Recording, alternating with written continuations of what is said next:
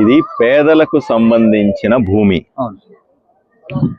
మీరందరూ కాపాడుకోవాలి, పేదల భూమిని కాపాడుకోవాలి. ఎందుకంటే ఇక్కడ మరుగుదొడ్లు లేవు అని కొంతమంది అంటారు కదా, ఇంకేదన్నా కనీసం పిల్లలు ఆడుకోవడానికి కూడా లేదు, ఎక్కడెక్కడా కూడా స్కూల్కి కానీ ఇబ్బంది ఉంది అని అంటారు. ఇవన్నీ మనము మీ అవసరాల కోసం కట్టుకోవడానికి ఈ ప్రాంతం వాడుకోవాలి.